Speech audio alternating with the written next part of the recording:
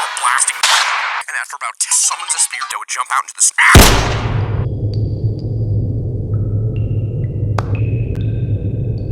Call of Cthulhu, a tabletop role-playing game similar to that of D&D, but with a much bigger emphasis on role-playing and mystery-solving, as opposed to combat. In fact, combat in Call of Cthulhu is something you actively want to avoid 99% of the time. In Call of Cthulhu, you face eldritch horrors and solve mysteries while playing as normal-ass dudes in the 1920s. It, of course, is based on the Cthulhu mythos, and many of the forces you'll face originate from said mythos. The characters, again, are pretty much normal people, with a limited sanity that will be constantly ticking down as the story goes on. You have skills like listening, speak quick, archaeology, and gun. This story occurred during my first ever session playing Call of Cthulhu. Actually, it was everyone's first session playing Call of Cthulhu. We were all new to the system. Or should I say Pulp Cthulhu? Pulp Cthulhu is a variant of Call of Cthulhu that is a bit more focused on combat. This is the version we were running. Mechanically, it's pretty much the same, except you get a few extra combat abilities, you get some light magic stuff, and you don't instantly perish upon stubbing a toe. So instead of not wanting to fight 99% of the time, it's more like you don't want to fight 96% of the time. That's a whole 3%. So if you're wondering how we're able to do some of the stuff we do in the story, it's because of that. Our story occurs in the Masks of Nyarlathotep campaign. So spoilers for chapter 1 of that campaign.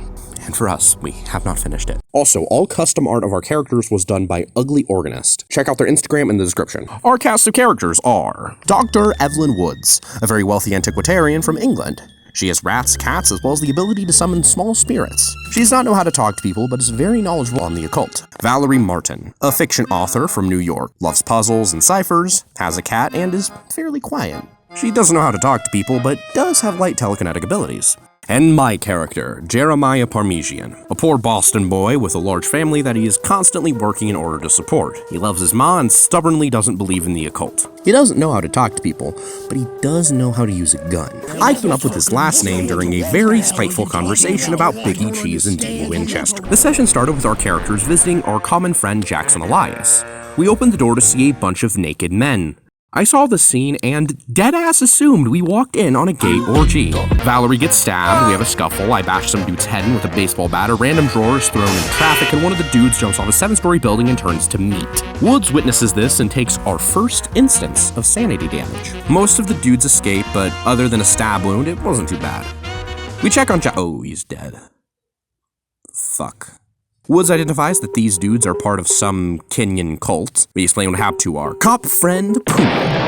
And we leave to Woods' fancy-ass Art Deco apartment. After doing a bit of investigating on the cult, we are invited to Jackson Elias' funeral. Jamie's poor ass gets some drip, and we go. Oh, Dr. Evelyn Woods, pleasure meeting you. Valerie Martin, big fan of your work. Who the fuck's this guy? There, we meet all the people Jackson Elias knew as a author. We mourn, and there we are informed that Jackson has entrusted his estate and a bunch of money to us with the hope we continue his work. We all are pretty sad about his death, and we want answers, so of course we take up the offer. To start, we decide to investigate his estate later that day. We show up, use the key we were given, and begin to investigate. The place is pretty nice, as it hadn't been long since someone lived here. While investigating Jackson's study, we notice a bookshelf caked in dust. However, a few books are dust-free and clean.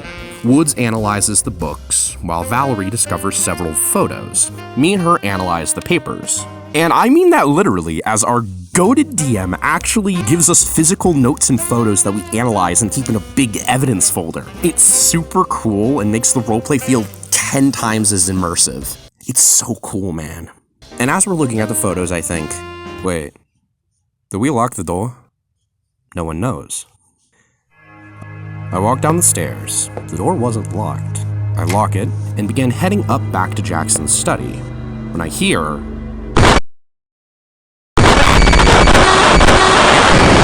knife pierces through the darkness and nails Jamie in the shoulder.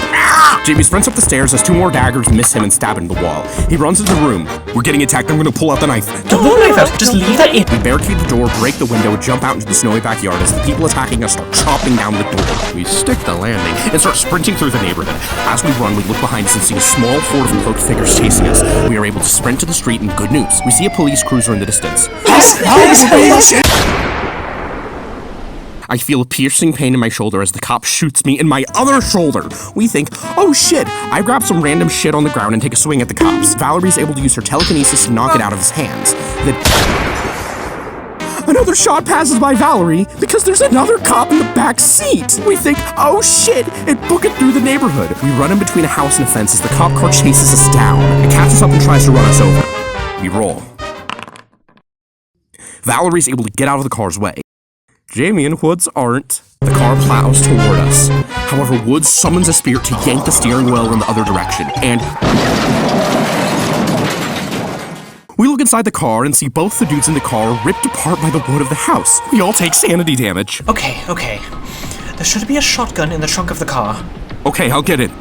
We open the trunk and find 2 dead cops. I decide to loot 2 dead bodies for their guns while Valerie and Woods enter the house to try and contact the police. Valerie and Woods sprint to the house and I was going there's a person living in this house. Valerie tries to explain the situation while Woods books to the phone and calls the cops. Jamie's looting the guns.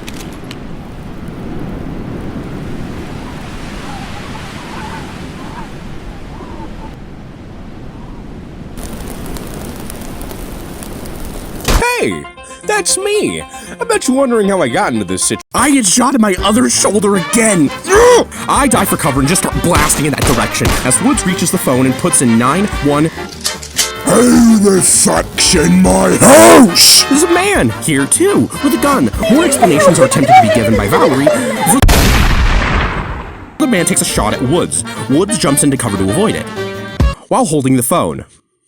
The phone is no longer in operation. I continue blasting the cultists as I get shot again in the same damn shoulder. I'm able to kill one of the cultists as they're approaching me. I then ask the DM, okay, how many cultists do I see now? You can't tell. Just a rough estimate. You see around 6 to 8. Oh no. Oh no. Oh fuck. I pick up the guns and run. Valerie sprints out of the house as Woods casually walks out of the house. Because she rolled high enough on her luck, she just is able to get away with this. We regroup in front of the house and just fucking run. I pass the other 2 guns and me and Woods just start blasting the cultists. Jamie and Woods are able to get some distance as Valerie falls behind and gets shot. We nail another cultist in the leg, and after about 10 minutes of constant running, we're finally able to make it to New York. We hop in a cab. Hello, people, how? Jamie calmly puts a gun to the man's head and says, drive to the fucking hospital. If you pull out a knife, I will blow your fucking brains out. Holy shit. The panicked driver drove us to the hospital. We tipped him high and dragged our bloodied asses to the hospital. And that's where our session to our first Call of Cthulhu game ended. Oh my god. Overall, this session was amazing. Thank you for watching. I'm playing Call of Cthulhu right now. My character just got stabbed in the shoulder with a knife, and then got shot 2 more times in the shoulders. We have been stabbed. We have been beaten and bruised. Cars driven at us. We are in hell. I can't even trust the fucking police. Leave their car in a house, and I'm fucking running.